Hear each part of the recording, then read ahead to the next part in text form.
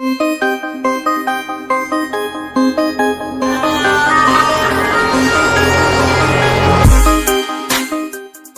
Channel میں خوش آمدید۔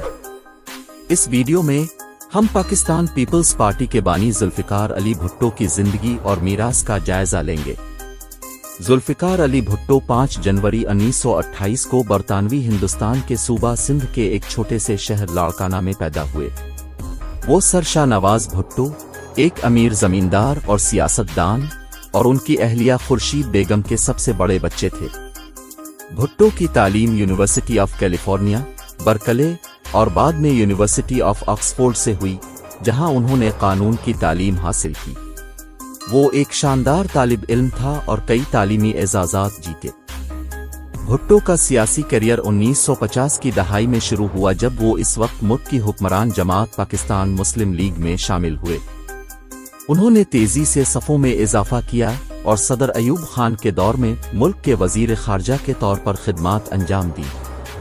1968 میں بھٹو نے اپنی سیاسی جماعت پاکستان پیپلز پارٹی (PPP) چیک بنانے کے لیے پاکستان مسلم لیگ کو چھوڑ دیا۔ پارٹی کا بنیادی ہدف پاکستان میں جمہوریت اور سوشلزم کو فروغ دینا تھا۔ بھٹو کی PPP نے 1970 کے عام انتخابات میں بھاری اکثریت سے کامیابی حاصل کی اور وہ ملک کے پہلے جمہوری طور پر منتخب وزیر اعظم بنے۔ انہوں نے کئی ترقی پسند پالیسیاں نافذ کیں، جن میں صنعتوں کو قومیانے اور زمینی اصلاحات شامل ہیں۔ بھٹو کا سیاسی کیریئر تنازعات سے خالی نہیں تھا۔ 1977 میں ان پر انتخابات میں دھاندلی کا الزام لگایا گیا اور انہیں بڑے پیمانے پر احتجاج کا سامنا کرنا پڑا۔ آخر کار فوج نے بغاوت کی اور اس کی حکومت کا تختہ الٹ دیا۔ بھٹو کو 1988 میں گرفتار کیا گیا اور ان پر قتل کی سازش کا الزام لگایا گیا۔ بڑے پیمانے پر بین الاقوامی احتجاج کے باوجود انہیں مجرم قرار دے کر موت کی سزا سنائی گئی۔